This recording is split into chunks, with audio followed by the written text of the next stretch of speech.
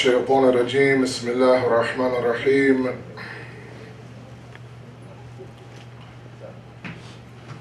الحمد لله الذي لا يبلغ مدحته القائلون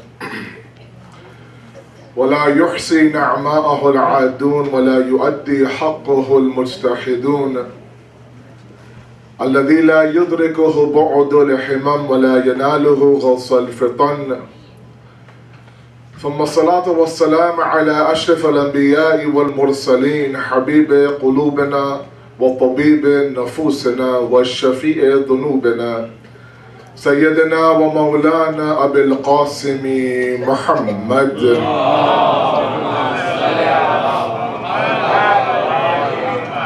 وعلى آل بيته الطيبين الطاهرين المعصومين المظلومين لا سيما بقية الله في الأرضين صاحب العصر والزمان خليفة الرحمن إمام الإنس والجان ولعن الله أعداءهم أجمعين إلى يوم الدين. أما بعد فقد قال الله وقوله الحق. بسم الله الرحمن الرحيم. لا أسألكم عليه أجرا إلا المودة في القربى. صلوا على محمد وعلى محمد.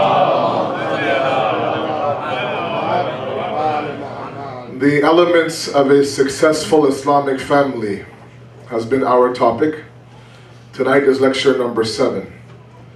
We have thus far discussed the role of the wife and of the husband inside the home. We talked about the importance of the mother and the father in respecting your parents inside your home.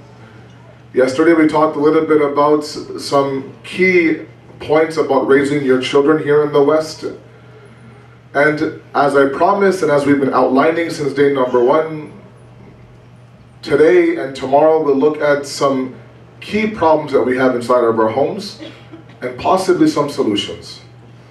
Sunday, of course, is our last lecture, and that, of course, is the gestion of Imam Hassan al-Mushtaba alayhi salatu wassalam. And we will, of course, tie in the topic, talk a little bit, wrap up this series with a little bit of fadail of our second Imam as well, inshallah. The Quran talks about the fact that marriage is a sign of Allah. وَمِنْ آيَاتِهِ أَنْ خَلَقَ لَكُمْ أَنفُسِكُمْ أَزْوَاجًا لِتَسْكُنُوا إِلَيْهَا وَجَعَلَ بَيْنَكُمْ مَوَدَّةً وَرَحْمَةً إِنَّ فِي ذَلِكَ لَآيَاتٍ لِقَوْمٍ يَتَفَكَّرُونَ. The verse that we often see on wedding invitations and wedding cards is this one, Surah Rum, ayat number 21. From our sides is that we created for you min anfusikum, from you as well, zawj, spouses. Litaskunu ilayha, so you can find sukoon and serenity inside of them. And then very, very important, and this is really where we're going to discuss today what mawaddat is and what rahmah is.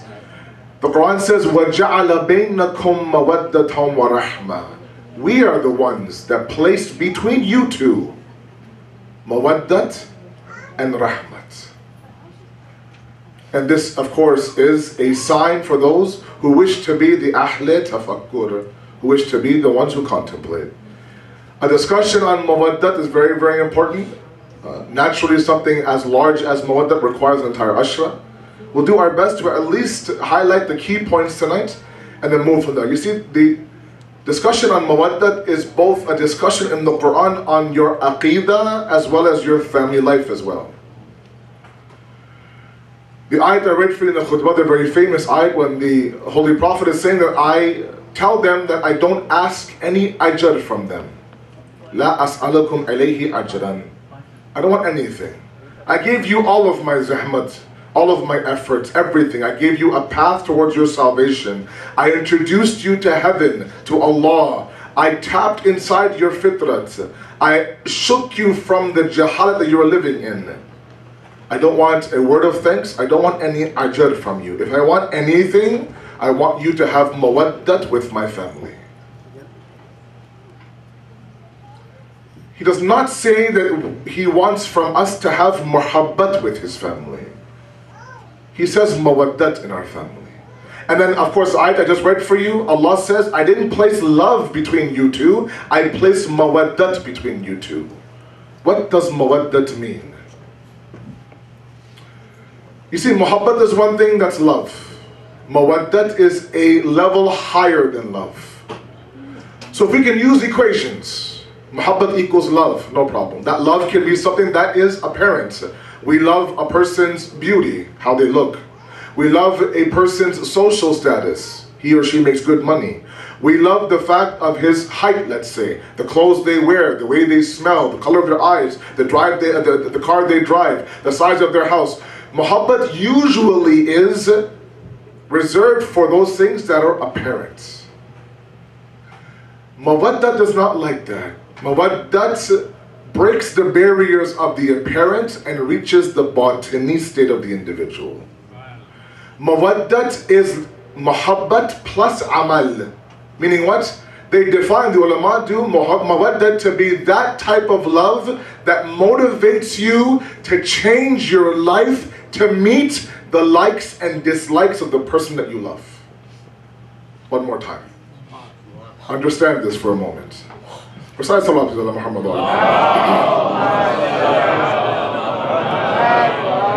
I don't know, are all of you tired? Has it been too long that you're hearing my voice? Is that what's going on? Don't worry, Sunday is the last day, inshallah. We're close. We're close. I don't sense that you all here. Please send me a nice Salawat ala Muhammad.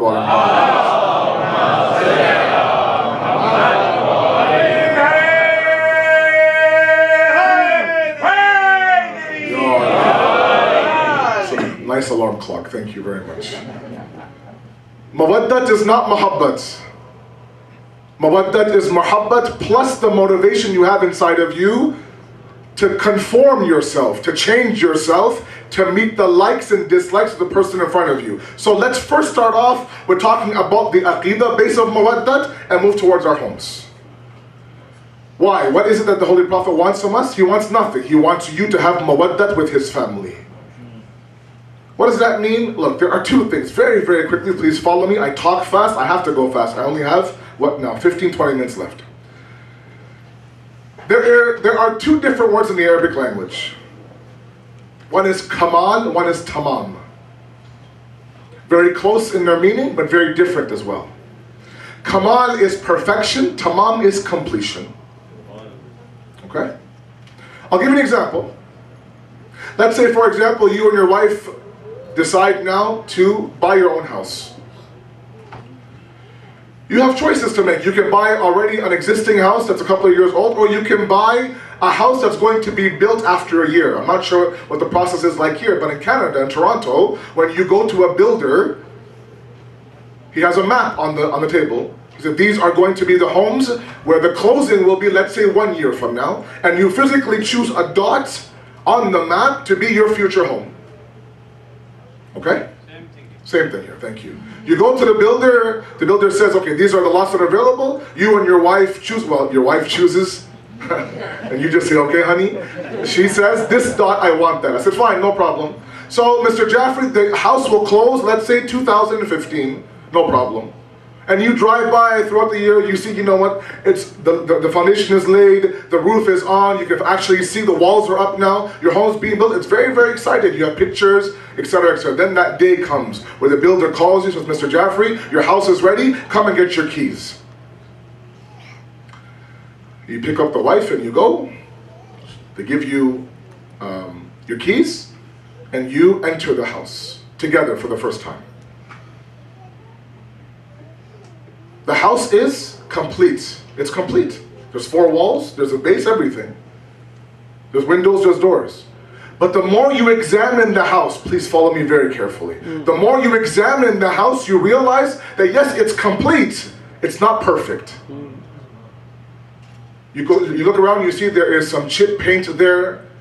The door knobs are not the ones that we chose, for example. The cupboard color is not the one that we chose. The floors should have been hardwood, not carpet, etc. So yes, you can't say that the house is incomplete, but what you can say is the house is not perfect. So what do? Again, in Toronto, we have a 2-year warranty. If you buy a brand new house, for 2 years, the builder will fix whatever you say. So your wife goes around and puts little sticky notes all over the place wherever there are incompletions or imperfections. And for 2 years, what you do is that that you tell the builder that, look, come by, send your workers, and fix these things that I have labeled with a yellow sticky pad on the house. What he's doing in the process for 2 years, he is perfecting the completion of the house. So things that are complete don't necessarily mean that they are perfect. However, the opposite is not like that. You can never say that something is perfect and incomplete. Otherwise, it's not perfect. Within perfection, there is completion. Within completion, though, there's not perfection. So far, so good? Okay. So what do? For 2 years, you spend looking at every single corner, because you want to make sure that within the warranty now, you get everything fixed. Outside the warranty, when it's out of your pocket, you let things go. But inside the warranty, every little thing you want to make sure that you get fixed. The Quran on the day of Ghadir says, Al-Yawm akmalta lakum dinakum wa atmamtum alaykum ni'mati. Please follow me. Today we have perfected your deen and completed your ni'mat on you. The Quran does not say we have perfected the deen and perfected the ni'mat on you. What is that ni'mat? That ni'mat is the walayat of the Amir al-Mu'mineen alayhi salatu wassalam. With the announcement of Man kuntu mawla fahada aliyun mawla, Allah subhanahu wa ta'ala perfected the deen. It's perfect now. But when it comes to you and I and our specific walayat of Amir al-Mu'mineen, he doesn't use the word perfection. He uses completion. Everyone's wilayat inside their heart is separate from the person beside you. Meaning everybody has a certain relationship with Amir al-Mu'mineen and the Ahlul Bayt. And your life and our life, the entire life, we are working towards perfecting that completion of the walayat of Amir al-Mu'mineen. How do you do that? You do it with amal and amal alone. With all due respect to all of you, you know me very well now. Loving the Ahlul Bayt is not a big deal. Oh, it got really quiet here all of a sudden.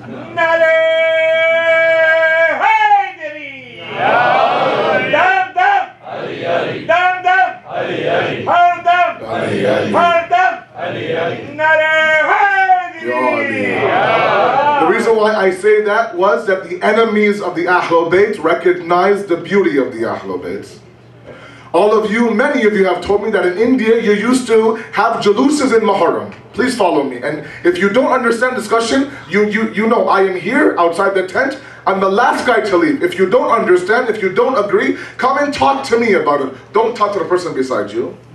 If there are confusions, I will, inshallah, remove those confusions.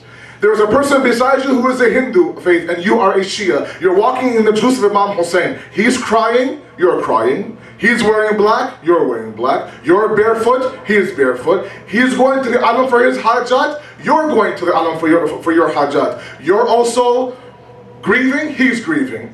You're saying Ya Hussein, he's saying Ya Hussein. The jalus is done, he goes back to his Hindu house, you go back to your Shia house.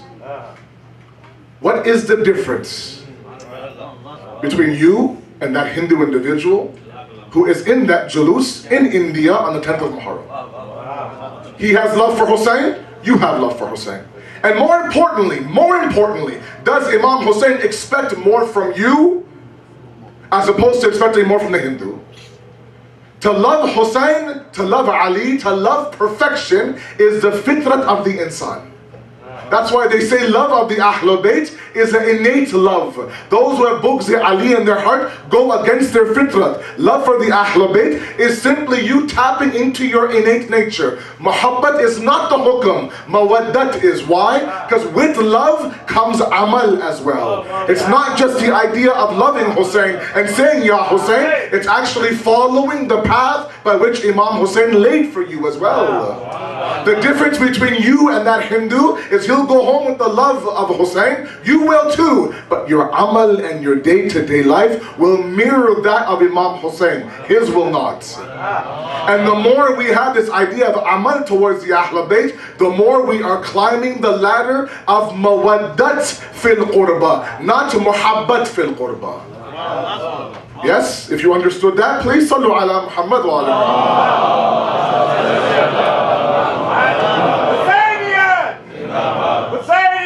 Zindabad. So we understand mawaddat to be that motivation inside of the human being that mixes love with amal as well. A Shia is not just a person who is a muhib of the Ahlul Bayt. A Shia is one who is both a muhib of the Ahlul Bayt and a mahbub of the Ahlul Bayt. It's one thing where you remember Imam Hussein. It's one thing where people look at you and remember Imam Hussein. There's differences there. It's one thing where you say, I am a Shia of Ali. It's one thing when people look at you and say, wow, if this is a Shia, can you imagine how great the Mawla is? That's what mawaddat is. We understand that in Aqidah. Let's bring that towards our household. Again, the hukm in the Quran between the husband and the wife is وَجَعَلَ بَيْنَكُمْ مَوَدَّةً وَرَحْمَةً. Love plus amal. It's not enough to say, honey, I love you. My wife, I love you. My hubby, I love you. The words go up until a certain area. If you keep saying, honey, I love you, honey, I love you, and she's saying, please do this for me, do that for me, do this for me, and you're not doing all of that, she's saying, look, take your love and keep it with you. Don't give me those words. All of that is lip service. What we need inside of our homes is the motivation to change ourselves amongst the family members. You know, it's funny, I read something today, it's a Western book talking about the secrets of marriage. It's interesting how they have this take. They say when husbands choose their wife, they look at the woman and say, she's going to be a great spouse, and she's going to be a great mother for my children. I hope she never changes. And she changes afterwards. But when it comes to the wife who chooses the husband, she looks at him and she says, he's great, there are a few things that need to change. Inshallah, he'll change after marriage. And he doesn't. So one is a spouse where the other spouse hopes that they don't change and they do. The other spouse is the one that hopes that you change and you don't. And this stubbornness comes about us. And so we don't understand this idea that mawaddat is this motivation now to change ourselves, to better ourselves. I mentioned 2 nights ago that there's hadith that a spouse for each other are mirrors. Part of that mirror is to show you what's wrong with your face. If there are things hanging on your face, you take them off, for example. If your hair is uncombed, you comb your hair. If your beard is out of whack, you fix your beard.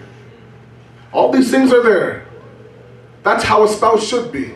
The number one problem that we see sometimes when we go out counseling couples is the refusal to change. Because we believe change to be defeat.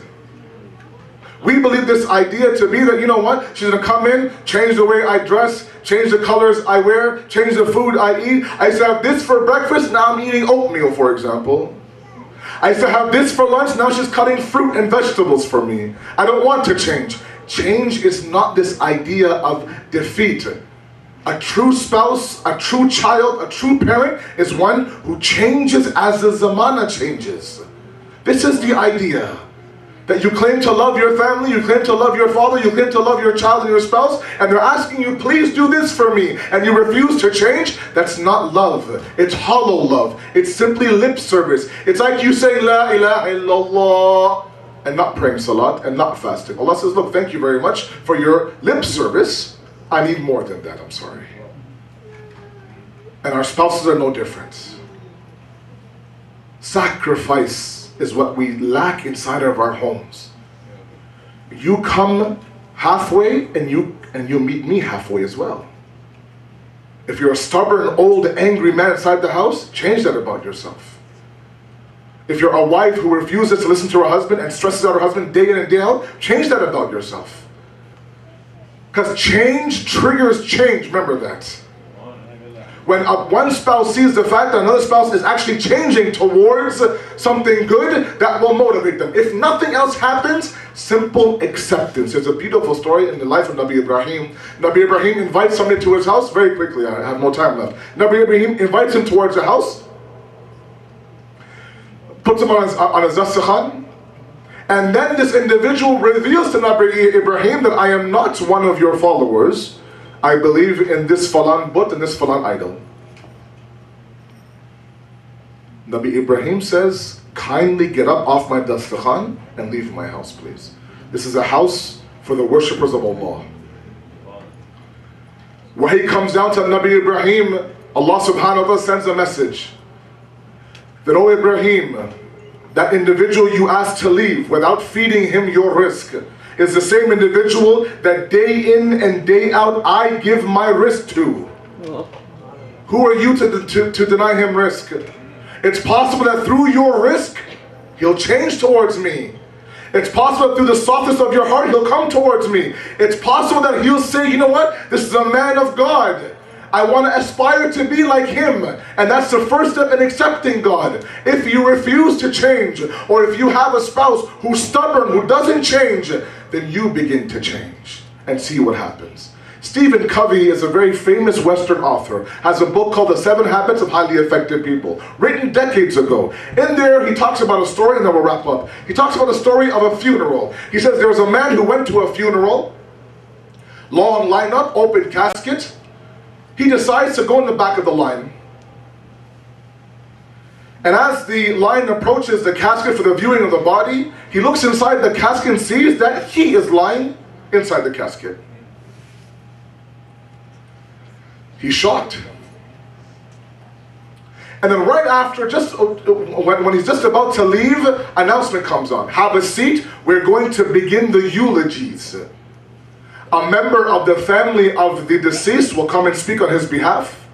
A member of the community of the deceased will come and speak on his behalf. And his spouse will also come and speak on his behalf. Now he's intrigued. He wonders what my family will say about me now that I'm gone. He wonders what my community will say about me now that I'm gone. He wonders what my spouse will say about me now that I'm gone. And then Mr. Covey asks a question to the readers, what would you want your family, your spouse, and your community to say about you at your own funeral? How would you like it if your spouse stood there, let's say, on your chahalum or your soyam, talking about you, and what do you think he or she would say? In the heart of our hearts, yes, they might put on a front for the community, but what do you actually believe they will say inside the heart of your hearts? And we have to live towards that. Because the reality is that the other portion of the verse is what? Rahmah, forgiveness. Again, we talked about the essence of Tawheed is what? That we believe Allah is Rahim and Ghafoor. And we beg Allah for His forgiveness, but we don't forgive others. And that happens between a husband and a wife. It happens between a child and a parent. A parent sometimes is so unforgiving towards a child. One spouse doesn't forgive the other spouse. And what happens is, this tension builds and builds and builds and builds. The rule of Tawbah within Allah's kingdom is that He'll forgive you to the point where the sin never happened to begin with. That's what we have. The hadith says what? That Allah will forgive the true repenter to the point where the sin never happened. We forgive each other, but we store it in the back of our head sometimes.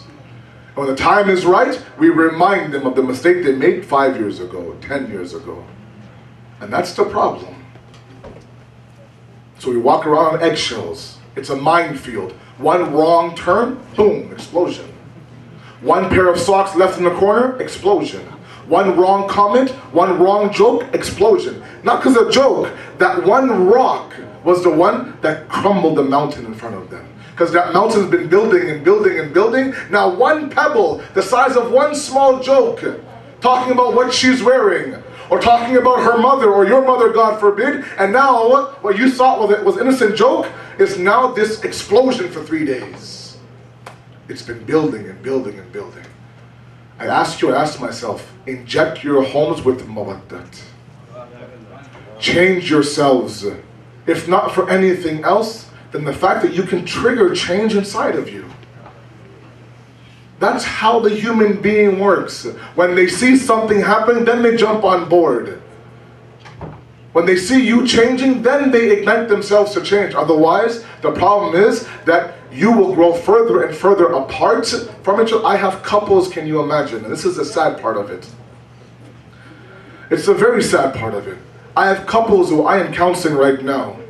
They are elders, they're in their 60s. 4 children. The 4th one got married and moved out, and within a week after that marriage, they're divorced. They were only together for the kids. And while that's very noble of them and very sacrificial of them, the reality is that they were quietly suffering for God knows how long. The thought of me living with you without the kids there to referee us is stressful. I'm out. At 65 now, you're divorced. Asking me to find you a spouse. And these are the realities inside many of our homes today. And that comes from the idea of changing. Love is there, but when you package love with amal and a motivation to change yourself, if not for anything else than to please your spouse, that is true mawaddat. We ask you, Allah subhanahu wa ta'ala, to accept this qaleel ibad, inshaAllah. We ask you, Allah subhanahu wa ta'ala, in this month of yours, the month of change, the month of tabdeeli, the month of harakat and barakat, we ask you, Allah, that not only in our amal towards you, but also in our household, our amal towards our parents, our children, our spouse, give us that tawfiq to change for the better, inshaAllah. We ask you, Allah subhanahu wa ta'ala, to forgive the sins of our marhumeen and that of our parents, inshallah. We ask you, Allah subhanahu wa ta'ala, we beg you, Allah, that within the hearts of our youth, to convert the pleasure of sin to the pleasure of worship, inshallah. We ask you, Allah subhanahu wa ta'ala, there's so much bloodshed, injustice, tyranny, all over the world, in Palestine, in Iraq, in Syria, in Pakistan. Wherever you see there's a Shia genocide happening, we ask you, Allah, to hasten the reappearance of our 12th Imam, inshallah, and allow us the pleasure of being beside him during his mission. Wassalamu alaikum wa rahmatullahi wa barakatuh.